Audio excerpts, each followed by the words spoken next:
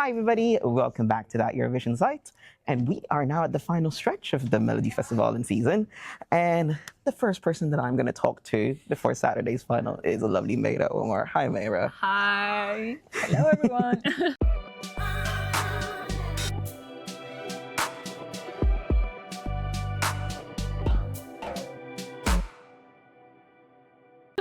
How are you?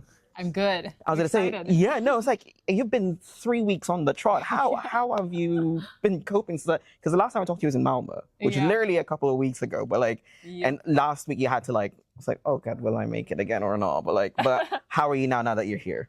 I'm good. But yeah, it's been a journey. Yeah. It feels like it's never ending. And when I walked in today, I'm like, oh yeah, I'm still doing Melodifestivalen. Yeah. It's just been such a long 3 weeks, but I'm excited. Because I was like, last year you had to wait, but this year you didn't even have to lift a finger technically. You're just like, yeah, nope, because I don't know if you've been looking on social media. Some fans were keeping track of the results, and they were like, yeah, no, she's gonna get the first spot, so she doesn't even have to do much, and then all of a sudden. Yep, no, they were correct. How does that feel? Because it's crazy. My husband, he's also a numbers guy. And he had also done the math. So he was like, it all depends on who gets that final qualifier place. But he was texting me. He's like, it's done. And I still couldn't believe it. Yeah. Because people say things, but you don't want to jinx it. So I'm like, no, I don't know. And then when they called out my name, I lost it. I was shaking, and they had to okay, breathe, Meira, calm down. But I was like, ah. You're gonna have to perform again. Yeah, exactly. You have to go on stage now. But I'm like, and I think that for me was just obviously a lot of joy of finally making it, but also just all the energy that you've put into this and the anticipation, and it was just a flush of emotions. That went into that moment. So now that you're here again for a second time. Have you had a chance to go inside yet, or in the arena? Or? Yeah. I've had my first rehearsal, just the staging and the dance, and we've had our first sound check. We've done a few content things. We filmed our new artist presentations that you have in the beginning. So, and it's being in that arena, I will never get over it. Especially coming from last week where we were in Sundsvall, which is obviously not a very big city in Sweden. It's a tiny city.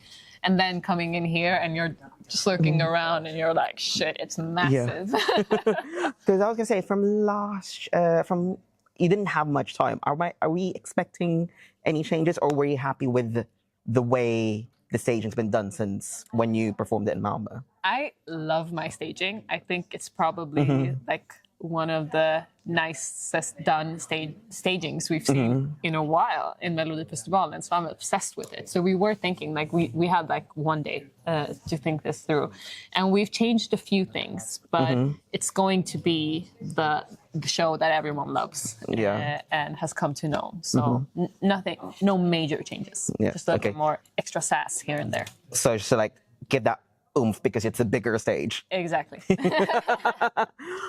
Going into this, because I think that the past 2 weeks has just been a bit okay, well, I still don't know. How does it feel now going into this final week? Are you, because I know we've done this. We've literally done this same journey last year. How, is it different this time around that you're just going into it? You're just okay, well, I've done this once, I can just enjoy this. Or it's I really want to try and better myself compared to last year? All of those things are inside my mind, obviously. You want to do better and you want to, but I also feel I feel we leveled up with everything this year, with the staging, with the dance, with the show. And no matter what, I feel even though I've done this journey twice now through Final Kvalet, I still feel it's a sign, and it's a good thing. It's I'm here. I'm here to stay, and you can't get rid of me. I'm gonna make it to the finals. And I was talking to Karin Gunnarsson, who's the general, and she was we can't have a final without you, Meira. And I'm exactly. So I was gonna make it there, one way or the other. But the big difference this year from last year is just doing it with a little bit more calm and confident within me. Because I was really, really new last year to everything. I had never stood on a stage like that. There were so many things I had never done. and I was so lost, and I had a hard time claiming my space and feeling that I deserved to be there, because I got like so much imposter syndrome, and I was my room was next to Måns Zelmerlöw, and I'm like, oh my god, he's done this so many times, and he has all this like experience, and then here comes little Meira, and so now I feel like, you know what, I'm claiming this space. I deserve to be here. I've made it to the finals twice now, and being so new to this, so. I was gonna say, like you on both times, you kind of had to fight for it, and look where you are now. Here I am at the finals. But you know, I am looking forward to seeing what you've got for us, because I'm like curious. You said you make some tweaks. I'm gonna be curious about that when I watch the rehearsals tomorrow. Let's talk a bit more about the song, because I know that there's that little trinket or like an homage to like how you were known for. So I was just like, can I just ask you, like, was that intentional, or was that just like a little, like, it wasn't on purpose? No, it's definitely intentional. The song is, I often say it's a love letter, and obviously to the love of my life. And it was actually Anders Wrethov, one of the producers and the hit maker, and he is a big fan of the show. He actually wrote to me on Instagram DM after the show, and he before I barely knew him. I only knew of his music. And so he was like, love is blind. And I'm like, oh, should we really put that in there? Or it can be like too on the nose, too obvious. But then I loved it. It just turned out. So the entire song, there are many like peaks to Love is Blind. We talk about, I talk about my journey a lot. So in the first verse, I talk about being scared. For those who have seen my season of Love is Blind, there's this journey where I'm kind of scared. Oscar, my husband, he's so ready, and he's just waiting for me to feel ready. And it takes time. And then I finally let go of my fears. And I give in. And that's what I love. So there are many, many things that we talk about in the song that actually kind of relates to Love is Blind. And I mean, look at that. Like, you put your own feelings into paper, and suddenly you're singing it for about 30,000 people on Saturday. Exactly. 4 million watching. Okay, look, I'm on to my final questions now. Looking into this, obviously, I asked you this last year. The end result could be, you could be going on a really big stage. How does that sit with you? That is a crazy thought, and it's kind of hard to take in.